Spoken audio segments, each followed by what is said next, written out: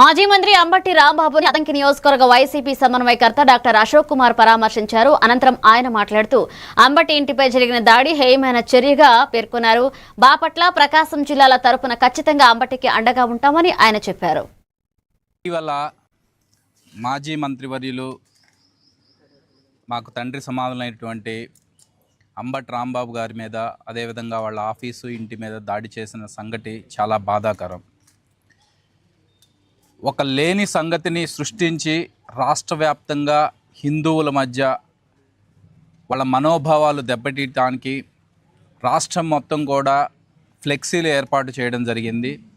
దాన్ని వైఎస్ఆర్సీపీ పార్టీ తరఫున ముఖ్యంగా గుంటూరు పార్లమెంట్లో ఉన్నటువంటి అన్ని నియోజకవర్గాల్లో, అదేవిధంగా గుంటూరు పట్టణంలో అంబటి రాంబాబు గారు పోలీసులకి కంప్లైంట్ ఇచ్చినా వాటిని తీసివేయకుండా ఏదైతే పార్టీ తరఫున మేమందరము కూడా గుళ్ళకెళ్ళి పూజ చేసి వెనక్కి వస్తున్న సందర్భంలో రెచ్చగొట్టే విధంగా మాట్లాడి, వాళ్ళు రెచ్చగొట్టిన తర్వాత పొరపాటున ఒక నోరులోంచి ఒక వర్డ్ జారటం జరిగింది. దాన్ని కూడా రాంబాబు గారు ఆల్రెడీ చింతించారు. అయినా కానీ క్రూరంగా ఏ విధంగా ఆఫీస్ మీద, ఇంటి మీద పడి ధ్వంసం చేశారో మీ అందరూ చూశారు.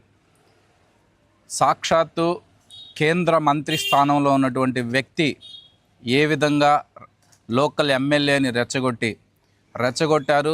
హాయిగా వాళ్ళు ఢిల్లీలోనో ఎక్కడో కూర్చొని ఉన్నారు. కులాలకు అతీతంగా, మతాలకు అతీతంగా ప్రతి ఒక్కళ్ళం మేము అండగా ఉంటామని తెలియజేస్తున్నాం. ఇవాళ మాజీ మంత్రివర్యులు మాకు తండ్రి సమానమైనటువంటి అంబటి రాంబాబు గారి మీద, అదేవిధంగా వాళ్ళ ఆఫీసు ఇంటి మీద దాడి చేసిన సంగతి చాలా బాధాకరం. ఒక లేని సంగతిని సృష్టించి రాష్ట్ర వ్యాప్తంగా హిందువుల మధ్య వాళ్ళ మనోభావాలు దెబ్బతీయడానికి